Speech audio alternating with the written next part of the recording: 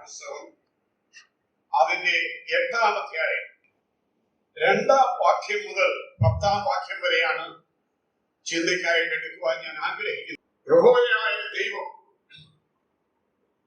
ഇസ്രായേലിനോട് മോശ മുഖാന്തരം സംസാരിക്കുന്ന ചില വാക്യാംശങ്ങളാണ് നമ്മൾ കേട്ടത്.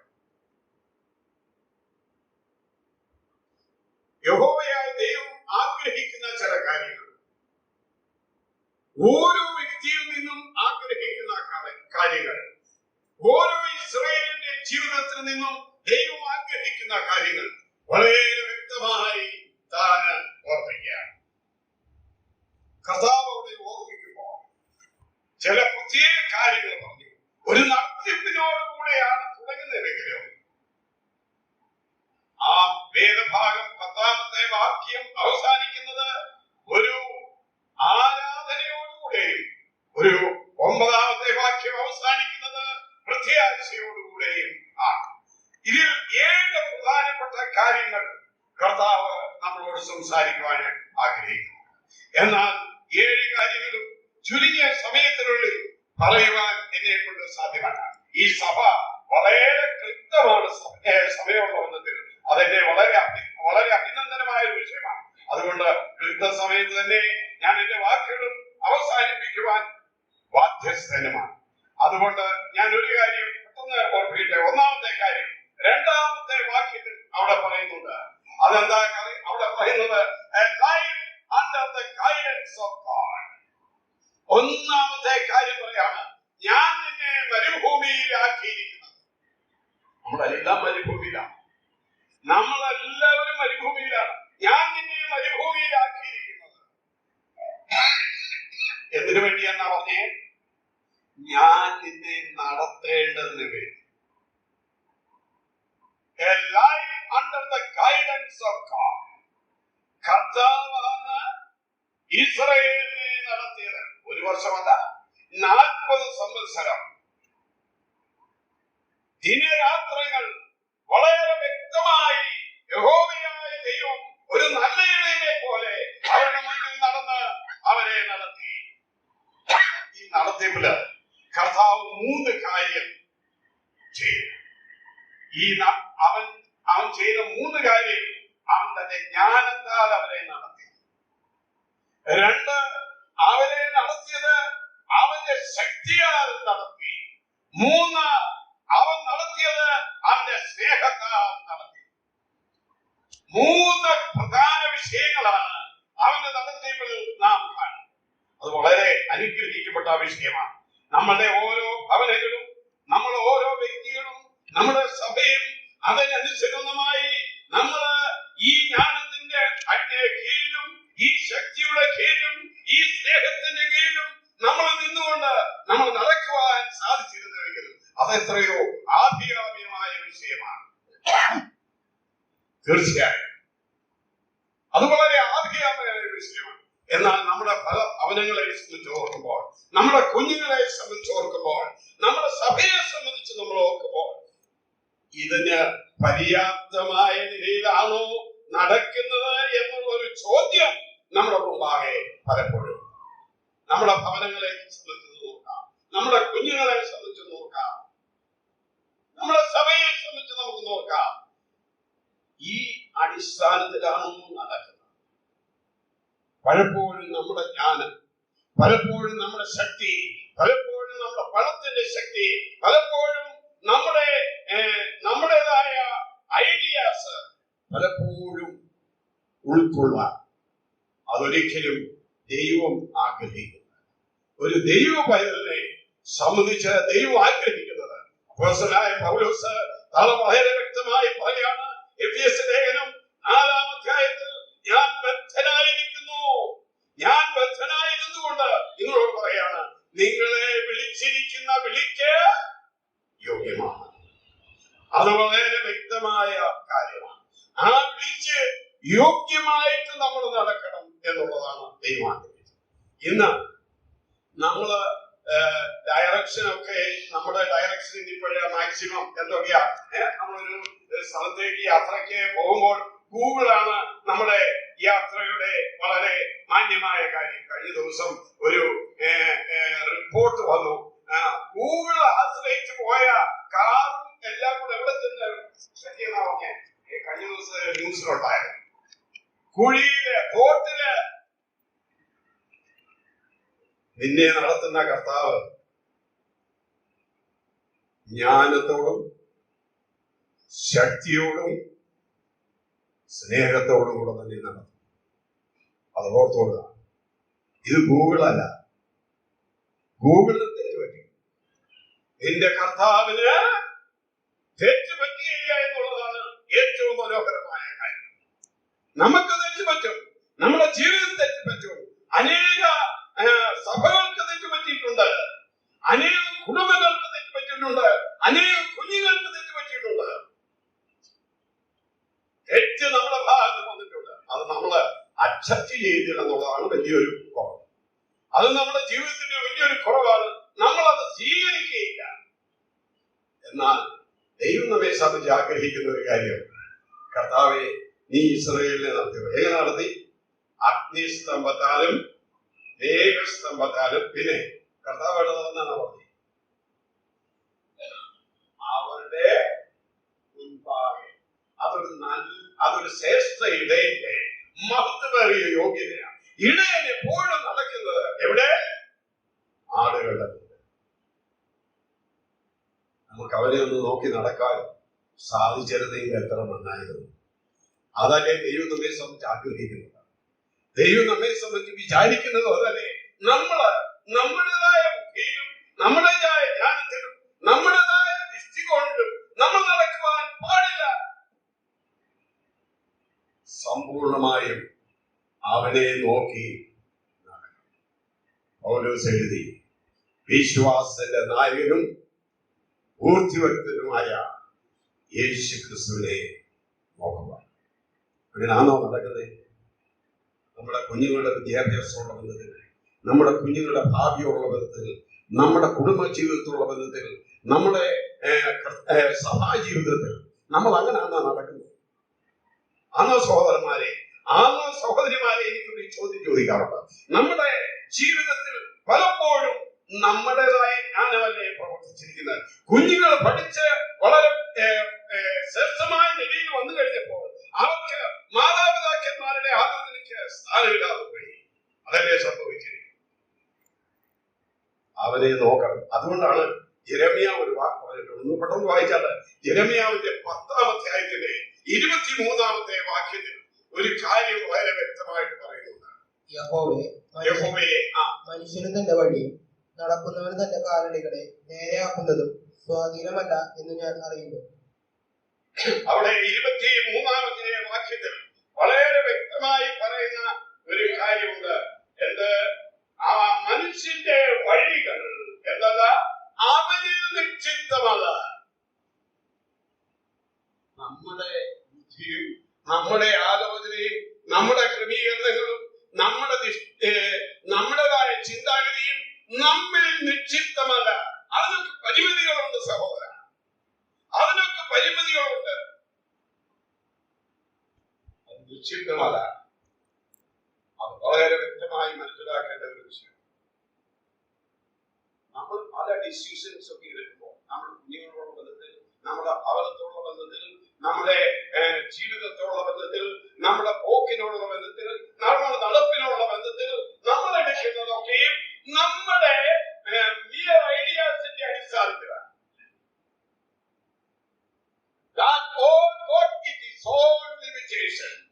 അതിനെല്ലാം ഒരു ലിമിറ്റേഷൻ.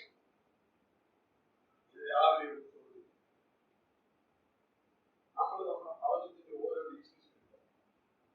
എത്ര പ്രാവശ്യം ദൈവസഭയുടെ മുമ്പാകെ ഈ വിഷയത്തിന് വേണ്ടി പ്രാർത്ഥിക്കണം, എന്റെ കുഞ്ഞുങ്ങൾക്ക് വേണ്ടി പ്രാർത്ഥിക്കണം, എന്റെ ജീവിതത്തിന് വേണ്ടി പ്രാർത്ഥിക്കണം, എന്റെ കുടുംബത്തിന് വേണ്ടി പ്രാർത്ഥിക്കണം എന്ന് പറഞ്ഞ് ദൈവസഭയുടെ മുമ്പാകെ വെക്കുകയും അല്ല, നിങ്ങൾ തന്നെ ദൈവസഭയിൽ ആ കാര്യം വെച്ചിട്ട് പ്രാർത്ഥിച്ചിട്ട് ഒരു ഡിസിഷൻ എടുത്തിട്ടുള്ള എത്ര കുടുംബങ്ങളിൽ നിന്നുണ്ട്?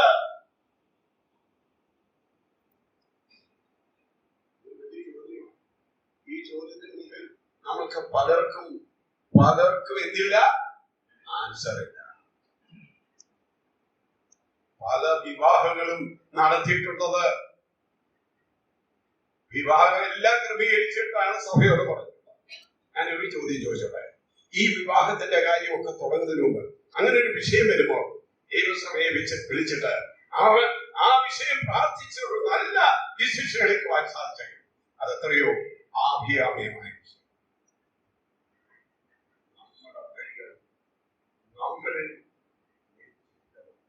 അതിൽ പരിമിതികളുണ്ട് എന്നുള്ളത് വളരെ വ്യക്തമായി നാം മനസ്സിലാക്കി. കർത്താവ് നമ്മെ സഹായിക്കട്ടെ. അതിന്റെ ഒന്നാമത്തെ കാര്യത്തിൽ എനിക്ക് ഇത്ര മാത്രമേ പറയാവുള്ളൂ. ഇന്ന് രാവിലെ നാം ദൈവസന്നിധിയിലേക്ക് കടന്നു വന്നപ്പോൾ, നമ്മൾ ഭവനമായി കടന്നു വന്നപ്പോഴും സഭയായി വന്നപ്പോഴും സഭയും വ്യക്തിയും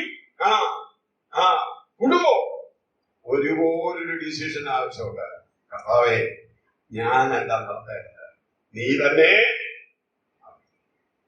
ലോർഡ് ലീഡ് മീ.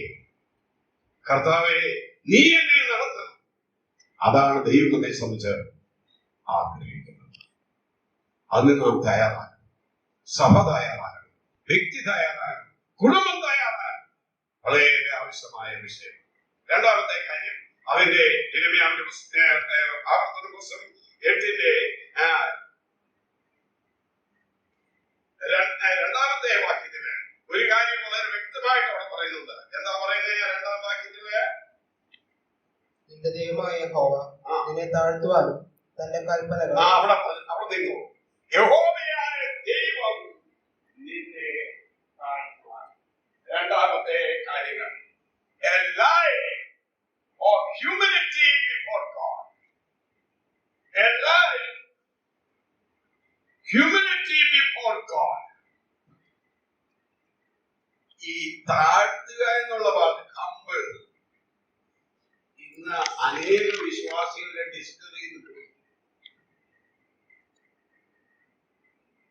ആ ഡിക്ഷണറിയിൽ നിന്നും ആ വാക്കിന് ഒരു പ്രസക്തിയുമില്ല. അനേക ജീവിതത്തിലില്ല. ഇന്ന് നമ്മൾ കർത്താവിനെ ആരാധിച്ചതോ? നമ്മുടെ കർത്താവ് എത്ര വരെ താഴ്ത്തിയെന്നാ പറഞ്ഞേ? ക്രൂശിലെ മരണത്തോളോ അവൻ. ഞാനിവിടെ നിന്നുകൊണ്ട് ഒരു കാര്യം പറയാം. താഴ്മ എന്നുള്ള വിഷയം, ഹംബിൾ. കർത്താവ് എന്തിനാ നമ്മൾ ഈ മരുഭൂമി നടത്തുന്നത്? ഒന്നാമത്തെ കാര്യം, അവൻ നിന്നെ നിയന്ത്രിക്കുവാൻ ആഗ്രഹിക്കുന്നു, അവൻ നിന്നെ നടത്തുവാൻ ആഗ്രഹിക്കുന്നു. രണ്ട്, നിന്നെ താഴ്ത്തുക.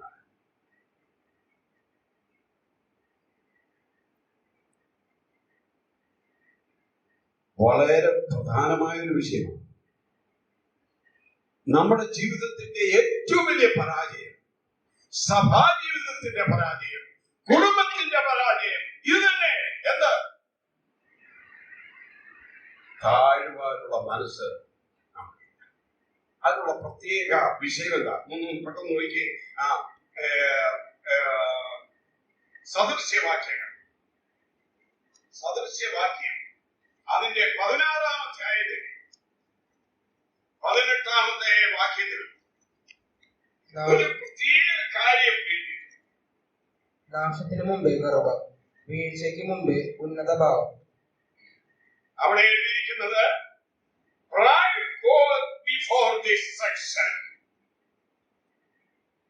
and the haughty spirit before the fall. അഹങ്കാരവും ഗർവവും ഉള്ള രണ്ട് വാക്കാണ് ഉപയോഗിച്ചത്. ഇതിന്റെ രണ്ടിന്റെ പരിണത ഫലം എന്താ പറഞ്ഞേ? ഒന്ന് നാശം, ഒന്ന്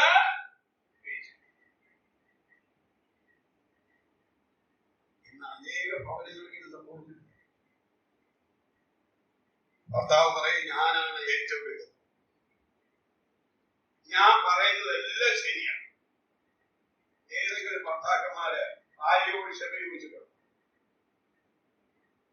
തെറ്റ് പറ്റിയാൽ, ഒരു ഭർത്താവിന് തെറ്റ് പറ്റിയാൽ ആ ഭർത്താവ് ക്ഷമ ചോദിക്കുമോ?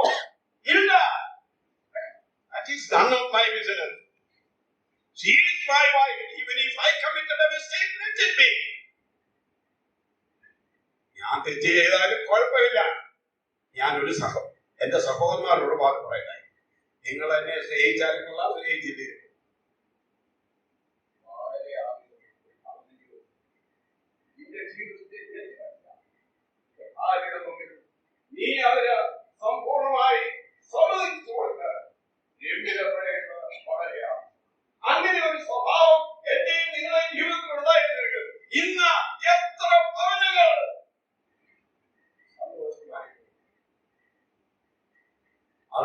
ഭാര്യ തെറ്റ് ചെയ്താൽ ഭർത്താവിനോട് ചോദിക്കണ്ടായിരുന്നു? തീർച്ചയായും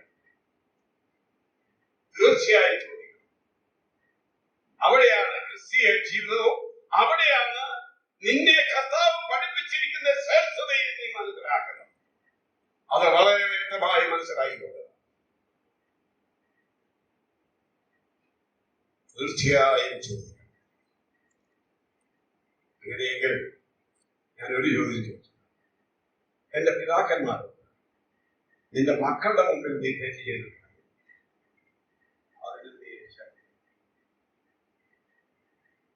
ഇത്രത്തോളം നമുക്ക് താഴാൻ സാധിച്ചില്ലെങ്കിൽ നമ്മൾ പറയുന്നു, യോഹന്നാൻ എഴുതിയില്ലേ? എന്താ യോഹന്നാൻ എഴുതിയത്?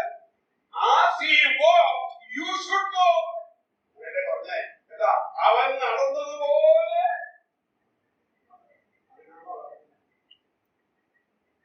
ഈ കാര്യങ്ങൾക്കൊക്കെ ഒരു സ്ഥിരീകരണം, ഈ കാര്യങ്ങൾക്കൊക്കെ ഒരു മാന്യതണം ഉണ്ടായെങ്കിൽ മാത്രമേ എന്റെ പ്രിയ സഹോദരിമാരെ നമുക്ക് രക്ഷപ്പെടാൻ സാധിക്കുള്ളൂ. കർത്താവ് അല്ലെങ്കിൽ നമുക്ക് പറയാം, ഞാൻ അവൻ നടന്നതുപോലെ. വളരെ ആവശ്യമായ ഇനി ഞാൻ നിങ്ങൾക്ക് ഒരു ഡീപ്പ് ബൈബിൾ സ്റ്റഡി അല്ല തരുന്നത്, ചില പ്രാക്ടിക്കൽ അത് വളരെ വ്യക്തമായി നമ്മൾ മനസ്സിലായിക്കൊള്ളുക. ഇന്ന് നമ്മുടെ ഭവനങ്ങൾക്ക് പറ്റിയിരിക്കുന്നു, നമ്മുടെ കുഞ്ഞുങ്ങൾക്ക് പറ്റിയിരിക്കുന്നു. നമ്മുടെ കുഞ്ഞുങ്ങൾ എന്താ പറയുന്നേ? I am much educated than you. അപ്പനോട് പറയുന്ന, ഞാൻ നിന്നേക്കാളും അപ്പനേക്കാളും കൂടുതൽ ഞാൻ പഠിച്ചിരിക്കുന്നു. അപ്പോൾ എന്റെ ജ്ഞാനത്തിനാണ് മാന്യത. എന്റെ പ്രിയ കുഞ്ഞുങ്ങളെ വളരെ വ്യക്തമായി മനസ്സിലായിരുന്നു, ഈ പിതാവിന്റെ അനുഭവം നിന്റെ ജീവിതത്തില് വളരെ വ്യക്തമായിട്ട് കേട്ട് പിതാവിനെ കീഴ്പ്പെട്ട് ജീവിക്കാൻ, കർത്താവിനെന്നതുപോലെ ജീവിക്കാൻ കർത്താവ് നിന്നെ. അപ്പോഴേ ഈ കർത്താവ് ഇസ്രായേലിനോട് പറയാണ്, എന്ത് ചെയ്യണം? നിങ്ങളെ ഞാൻ താഴ്ത്തേണ്ടതിന് വേണ്ടി. അതിന്റെ 2 ഉദാഹരണമാണ് കർത്താവ് കൊടുത്തത്, അല്ലേ? ഒന്നാം മോശയുടെ സംഹിതയെ സംബന്ധിച്ച് എന്താ പറയുന്നത്? സംഖ്യാപുസ്തകം 23 വളരെ വ്യക്തമായിട്ട് പറയുന്നില്ലേ? സംഖ്യാപുസ്തകം 12-ാം അധ്യായത്തിന്റെ 3-ാമത്തെ വാക്യത്തില് അവിടെ എന്താ പറയുന്നത്? മോശ സർവ്വലോകത്തിലുള്ള സകലനേക്കാളും, ഞാനിങ്ങനെ ഓർത്തു, ഇസ്രായേലിലുള്ളവരെക്കാളും സൗമ്യത. അങ്ങനല്ല അവിടെ എഴുതിയിരിക്കുന്നത്. വളരെ സൗമ്യനായ മോശ ദേഷ്യപ്പെട്ടില്ലേ?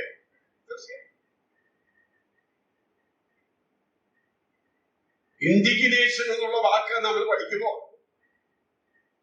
റൈച്ചസ് ആങ്കർ, അത് തീർച്ചയായും മോശയിലുണ്ടായിരുന്നു. വ്യക്തമായ നീതിക്ക് വേണ്ടി നിൽക്കുവാൻ അതിനെ ശക്തമായി എതിർക്കുന്ന സ്വഭാവം മോശയ്ക്കുണ്ടായിരുന്നു. എങ്കിലും ദൈവത്തിന്റെ പരിശുദ്ധാത്മാവ് വളരെ ശക്തമായി പറഞ്ഞു,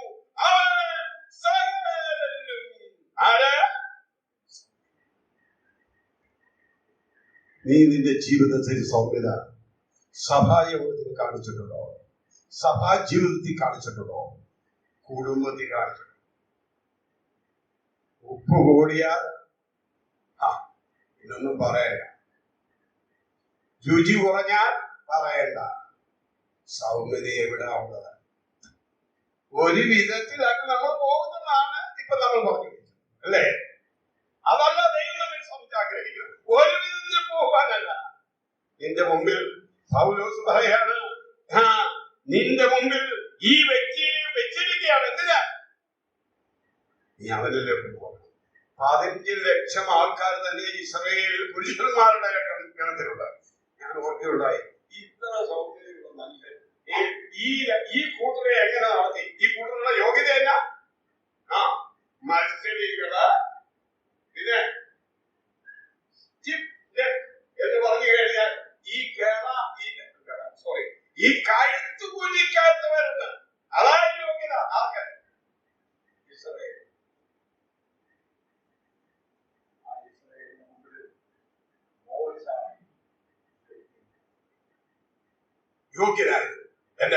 പ്രിയപ്പെട്ടവരെ, നമുക്ക് അങ്ങോട്ട് നോക്കാം. ആരുടെ? ഈ മോശം. എത്ര സൗന്ദര്യമാണ് ഈ സൗന്ദര്യത്തിൽ ഞാനും നിങ്ങളും മുന്നോട്ട് പോകാൻ സാധിച്ചിരുന്നെങ്കിൽ എത്ര അനുഗ്രഹിക്കപ്പെട്ട കുടുംബങ്ങൾ, എത്ര അനുഗ്രഹിക്കപ്പെട്ട സഭകൾ, എത്ര അനുഗ്രഹിക്കപ്പെട്ട കുഞ്ഞുങ്ങൾ. നമ്മുടെ ഭാര്യയുടെ മുമ്പിൽ നമുക്ക് സൗന്ദര്യമുണ്ടോ? നമ്മുടെ കുഞ്ഞുങ്ങളുടെ മുമ്പിൽ നമുക്ക് സൗന്ദര്യമുണ്ടോ? നമ്മുടെ സഭയുടെ മുമ്പിലുണ്ടോ? ഇതൊരു വലിയ ചോദ്യമാണ്. കർത്താവ് നമ്മെ സഹായിക്കും. രണ്ടാമത്തെ ഉദാഹരണം കർത്താവ് കൊടുത്ത എന്താ? അല്ല, ഇവിടെ മോശ ഈ അധ്യായത്തിൽ നമ്മൾ ചിന്തിക്കുമ്പോൾ എന്താ? മത്തായി സുവിശേഷം 11-ാം അധ്യായത്തിന്റെ 29-ാമത്തെ വാക്യത്തിൽ നമ്മുടെ കർത്താവായ യേശു എന്താ പറഞ്ഞിരിക്കുന്നത്? അവനെ സംബന്ധിച്ച് ഞാൻ സൗമ്യതയും താഴ്മയും ഉള്ളവനാകിയാൽ. ഞാൻ എന്തുള്ളതാ? താഴ്മയും പിന്നെ സൗമ്യതയും താഴ്മയും. സൗമ്യതയും. അപ്പോ നമ്മുടെ കർത്താവായ യേശു ക്രിസ്തുവിന്റെ ഗുണം പൗലോസ് പറയാണ്.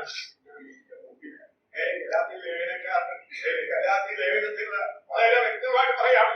പൗലോസ് പറയാണ്, ഞാൻ എന്ത് ചെയ്തിരിക്കുന്നു? ഞാൻ ഈ യേശു ക്രിസ്തുവിനെ ഒരു ഡ്രോയിങ് പോലെ വരച്ച് നിന്റെ മുമ്പിൽ വെച്ചിരിക്കുകയാണ്.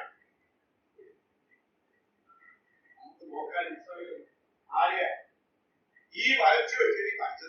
ചെയ്തത് ഈ കർത്താവിനെ അതുപോലെ നിന്റെ മുമ്പിൽ വെച്ചിരിക്കുക. ഇസ്രായേലേ, നിന്റെ മുമ്പിലാണ് പോകുന്നത്. എന്നെ കേൾക്കുന്ന എന്റെ പ്രിയപ്പെട്ട സഹോദരി സഹോദരന്മാരെ, നിന്റെ മുമ്പിൽ കർത്താവ് കർത്താവിനെ വെച്ചിരിക്കുക. നോക്കണം അവന്റെ സ്വഭാവം. കർത്താവ് നമ്മെ സഹായിക്കട്ടെ. ആ സ്വഭാവമുള്ളവരായി ജീവിക്കുവാൻ ദൈവം നമ്മെ ബലപ്പെടുത്തട്ടെ. വളരെ അനുഗ്രഹിക്കപ്പെട്ട ഒരു ചിന്തയാണ് കർത്താവ് നമുക്ക് ഇവിടെ തരുന്നത്. To humble thee. ഒന്ന്, to lead thee, to humble thee. പെട്ടെന്ന് മൂന്നാമത്തെ കാര്യം അവിടെ പറയുന്നത് എന്താണെന്ന് അറിയാമോ? മൂന്നാമത്തെ, a life of testing by God. അപ്പോൾ യഹോവയായ ദൈവം ഇസ്രായേലിനോട് പറയാണ്, ഞാൻ നിന്നെ മരുഭൂമിയിലാക്കിയിരിക്കുന്നത് എന്തിനു വേണ്ടിയാണ്? നിന്നെ പരിശോധിക്കാൻ.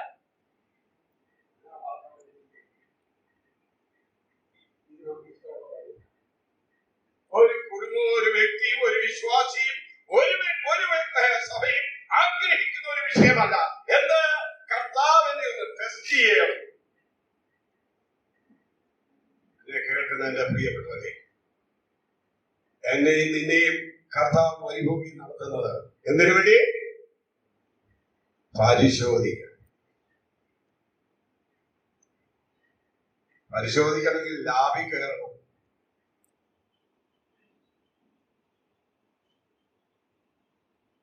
MRIക്ക് ആദ്യം കയറണം, സ്കാനിങ് മെഷീനകത്തും കയറണം. പരിശോധിക്കണമെങ്കിൽ നീ കടന്നു പോകണം. തയ്യാറല്ല. നമ്മുടെ കുടുംബങ്ങൾ അതിന് തയ്യാറല്ല. നമുക്ക് പരിശോധന വരുമ്പോൾ, നമുക്ക് പ്രശ്നങ്ങൾ കടന്നു വരുമ്പോൾ, നമുക്ക് വൈഷമ്യം കടന്നു വരുമ്പോൾ നമ്മൾ ഉടനെ തന്നെ ഫോൺ എടുത്ത് നമ്മുടെ ഉപദേശിയെ വിളിക്കുക, അല്ലെങ്കിൽ നമ്മുടെ എൽഡറിനെ വിളിക്കുക ചെയ്യുന്നു. അല്ല, ഈ ടെസ്റ്റ് തന്നതിൽ എനിക്ക് വളരെ സന്തോഷം. ഈ ടെസ്റ്റിലൂടെ കർത്താവ് ചില കാര്യങ്ങൾ ചെയ്തു. ടെസ്റ്റ് ആർക്കാണ് കർത്താവ് കൊടുക്കുന്നത്? ഇയ്യോബിന്റെ ടെസ്റ്റ് എന്തൊക്കെയായിരുന്നു? ഒന്ന് പെട്ടെന്ന് നോക്കാം.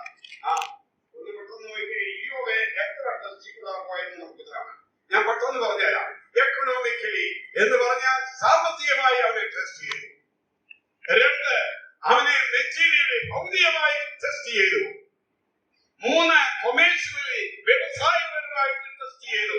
4, ഡൊമസ്റ്റിക്കലി അവന്റെ കുഞ്ഞുങ്ങളെല്ലാം കുടുംബമായി അവനെ ടെസ്റ്റ് ചെയ്തു. 4, വികാരമായി അവനെ ടെസ്റ്റ് ചെയ്തു.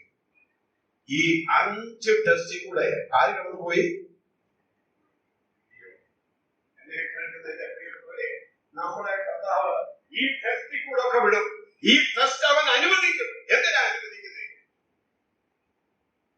ഈ ടെസ്റ്റിൽ കൂടെ, ഈ 5 ടെസ്റ്റിൽ കൂടെ എന്ന് പറഞ്ഞു കഴിഞ്ഞാൽ, നല്ല ഭാഷയിൽ പറഞ്ഞു കഴിഞ്ഞാൽ, 10 ശവങ്ങള് 10 കുഴിയില് ഇറക്കി വെച്ച പിതാവാണ് ആര്?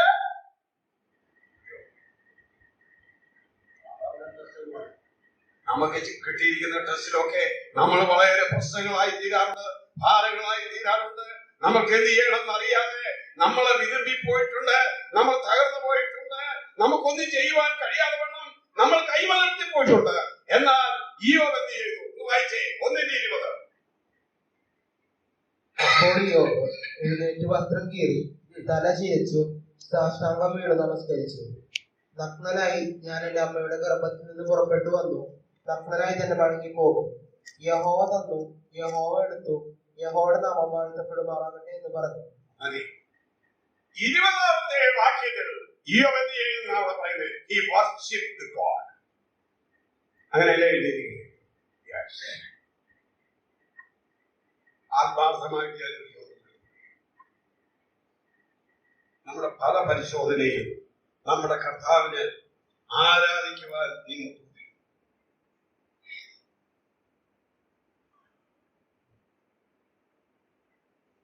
1977 ഞാൻ ആദ്യമേ സുവിശേഷവുമായി കടന്നു ചെയ്തത്. അതിനു മുമ്പേ ഞാൻ തുടക്കേണ്ട കാര്യം, ആ 77 ഒരു മനുഷ്യനുമില്ല, ഒരു പട്ടുകളുമില്ല, ഒന്നുമില്ല. ആ വെളിയിലോട്ട് മേളോട്ട് നോക്കുമ്പോൾ ആകാശവും താഴെ ഭൂമി ഇത് മാത്രമേ ഉള്ളൂ. എന്നാൽ അവിടെ കർത്താവ് ഞങ്ങൾ ഗോസ്പൽ ട്രാക്റ്റും ബുക്ക്ലെറ്റ്സും ഒക്കെ കൊടുത്ത് ആ പൈസയിൽ നിന്ന് കിട്ടുന്നതാണ്.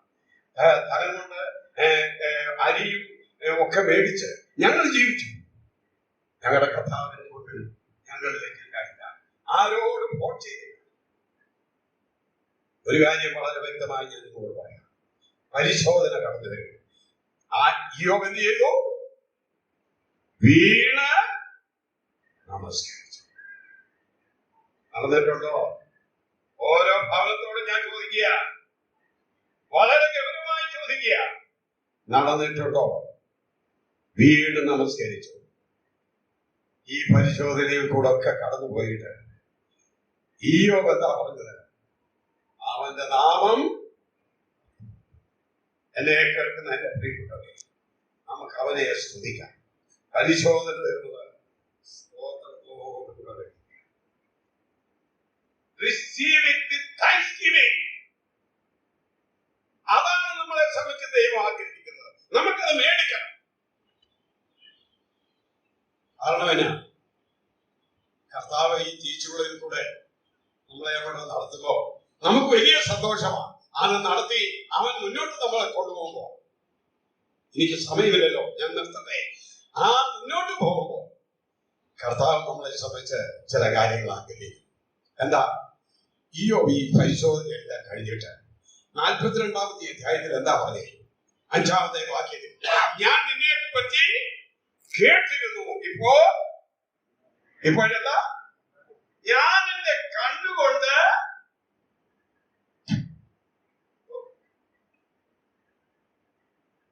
പരിശോധനയുടെ അനന്തര ഫലമാണ്. ഞാൻ നിന്നെ ഇപ്പോൾ എന്റെ കണ്ണുകൊണ്ട് കാണും. ഈ പത്രോസ് ലേഖനം അങ്ങോട്ട് എഴുതിയപ്പോൾ 1-ാം അധ്യായത്തിന്റെ 1 പത്രോസ് 1:7 വളരെ വ്യക്തമായിട്ട് പറയുകയാണ്. എന്താ പറയുന്നത്? അവന് തീച്ചുകൂടെ നമ്മളെ, ആ സ്വർണം തീച്ചുള്ളിൽ പോകുമ്പോൾ ആ കൃഷ്ണൻ എന്താ കാണുന്നേ? കൃഷ്ണനല്ല, പണിക്കൻ എന്താ കാണുന്നേ? അവന്റെ മുഖം,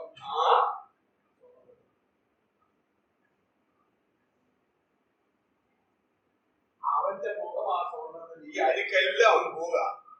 പോയി കഴിഞ്ഞ് അവന്റെ മുഖം ആ സ്വർണ്ണത്തിൽ കാണുക.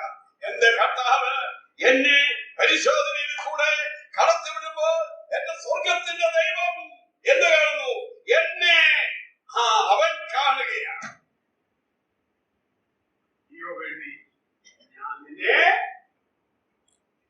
എന്നെ കേൾക്കുന്നതിന്റെ പ്രിയപ്പെട്ടവരെ, നമുക്ക് ഇങ്ങനെ പ്രാർത്ഥിക്കാം, ഇങ്ങനെ പാടാം. Where he leads me, I will follow. Where he leads me, I will follow.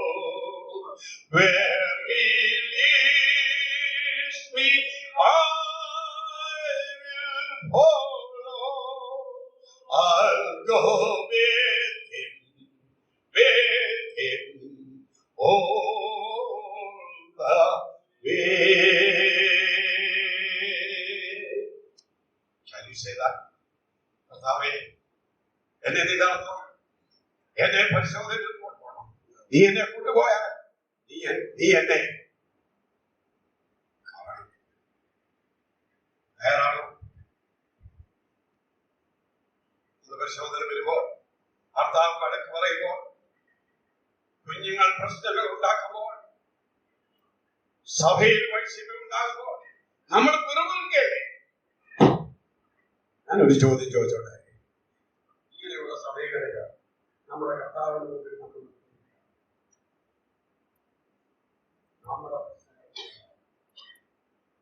നമുക്ക് അവനെ കാണാനായിട്ട് കർത്താവിന്റെ സഹായം. 7 കാര്യങ്ങളാണ് ഞാൻ നിങ്ങളെ. He is the one who is leading you, and you have to humble yourself before him. He will allow you to go through the test. Ultimately, he will see you in his mirror. കർത്താവ് നമ്മെ സഹായിക്കട്ടെ, അവൻ നമ്മളെ ബലപ്പെടുത്തട്ടെ, അവൻ നമ്മളെ ശക്തിയേകട്ടെ.